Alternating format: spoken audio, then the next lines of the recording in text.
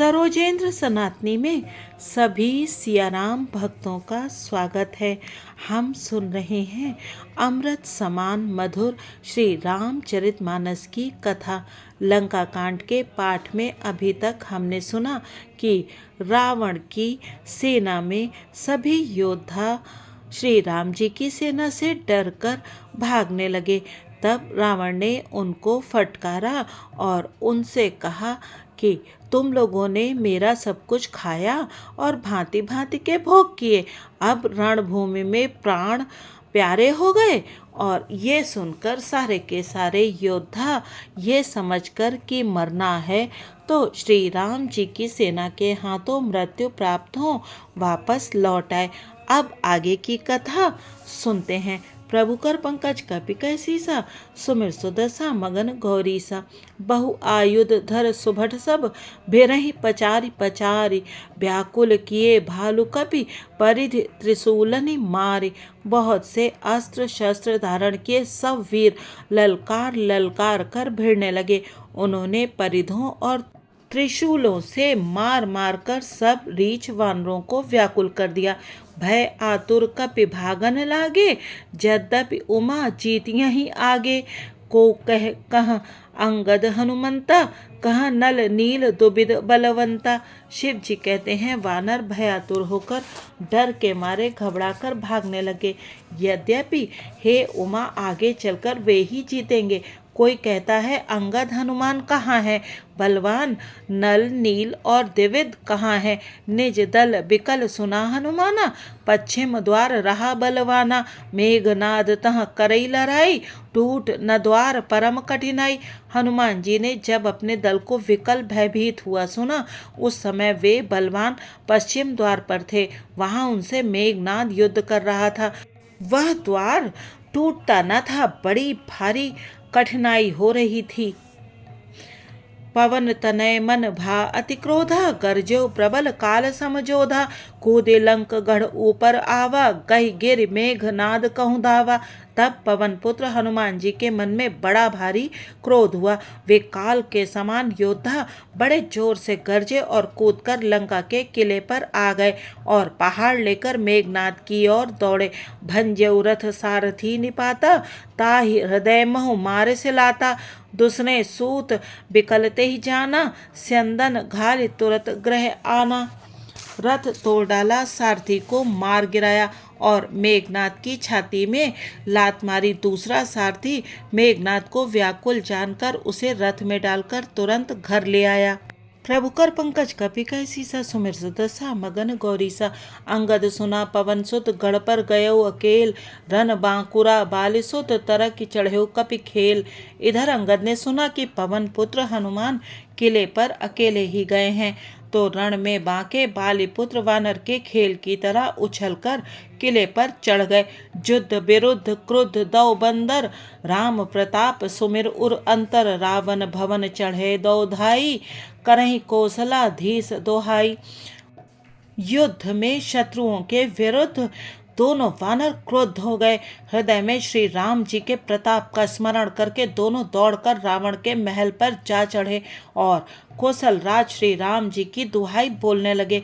कलश सहित गही भवन उठावा, देख निशाचर पति भय पावा। नारी वृंद कर पीटे ही छाती, अब दुई कपि आए उत्पाती। उन्होंने कलश सहित महल को पकड़कर ढहा दिया। यह देखकर राक्षस राज रावण डर गया। सब स्त्रियां हाथों से छाती पीटने लगीं और कहने लगीं, अब की बार दो उत्पाती वानर एक साथ आ गए। कपि लीला कर तिन्हि डरावहीं, रामचंद्र कर सुजस सुनावहीं। पुनि कर गही कंचन के खंबा, कहन करई उत्पात आरंभा।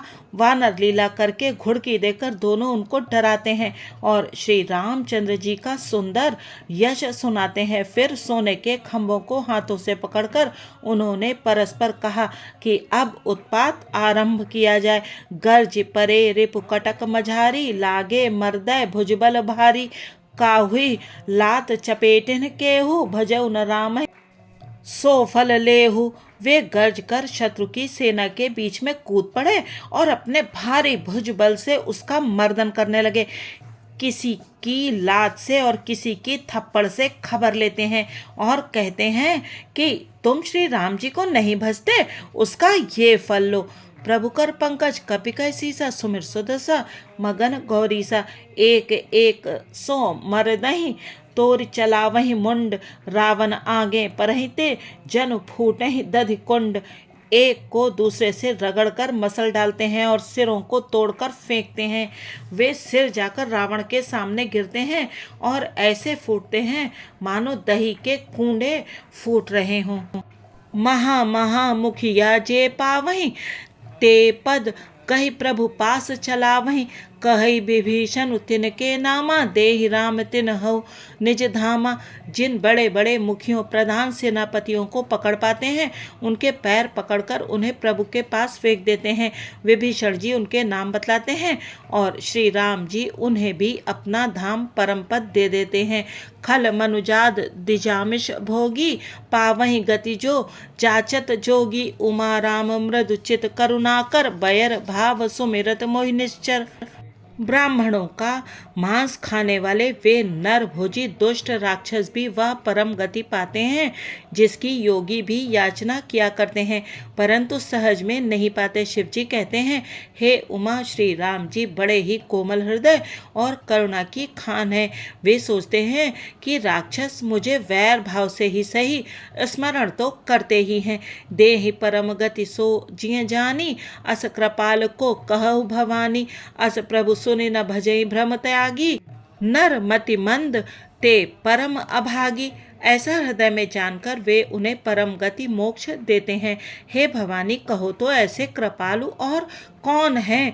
प्रभु का ऐसा स्वभाव सुनकर भी जो मनुष्य भ्रम त्याग कर उनका भजन नहीं करते वे अत्यंत मंद बुद्धि और परम भाग्यहीन हैं।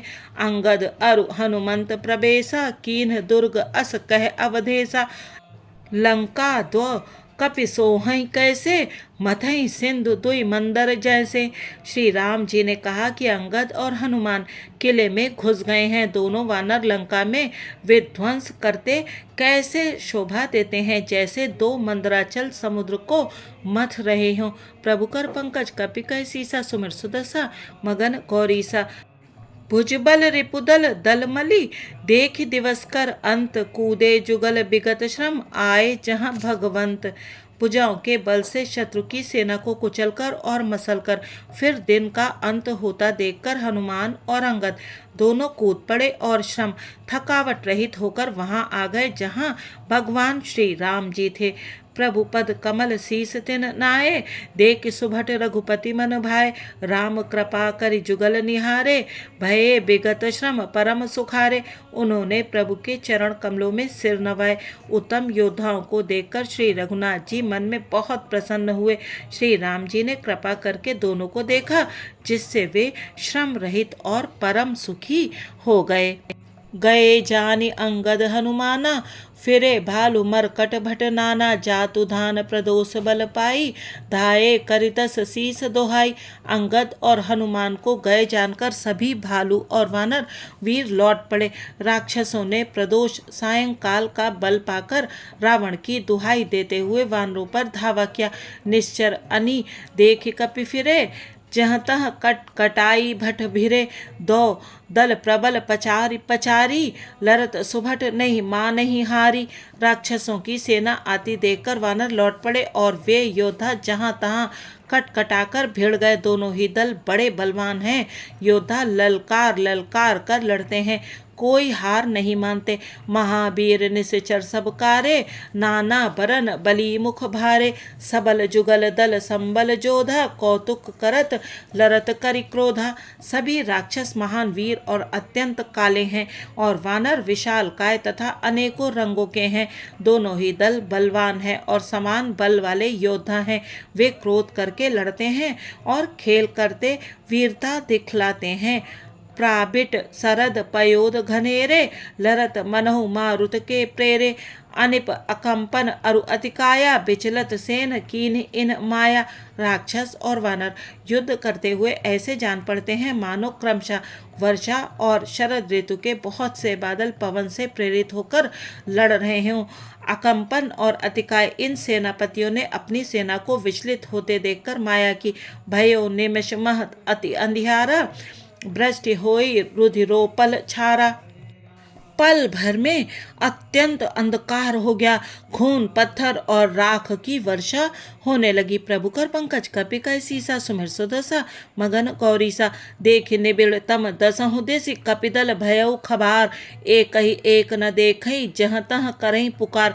दसों दिशाओं में अत्यंत घना अंधकार देखकर वानरों की सेना में खलबली पड़ गई। एक को एक दूसरा नहीं देख सकता और सब जहां तहां पुकार कर रहे हैं। सकल मरम रघुनायक जाना, लिए बोले अंगद हनुमाना। समाचार सब कही समुझाए, सुनत कोपि कपि कुंजर धाय। श्री रघुनाथ जी सब रहस्य जान गए। उन्होंने अंगद और हनुमान को बुला लिया और सब समाचार कहकर समझाया। सुनते ही वे दोनों कपिश्रेष्ठ क्रोध करके दौड़े। पुण्य कृपाल हंसी चाप चढ़ावा, पावक सायक सपदि चलावा। भयउ प्रकाश कतहु तम नाही, ज्ञान उदय जिम संशय जाहि। फिर कृपालु श्री राम जी ने हंसकर धनुष चढ़ाया और तुरंत ही अग्निबाण चलाया, जिससे प्रकाश हो गया, कहीं अंधेरा नहीं रह गया। जैसे ज्ञान के उदय होने पर सब प्रकार के संदेह दूर हो जाते हैं। भालु बली मुख पाई प्रकाशा, धाय हरस विगत श्रम त्रासा। हनुमान अंगद रन गाजे, हाँक सुनत रजनीचर भाजे।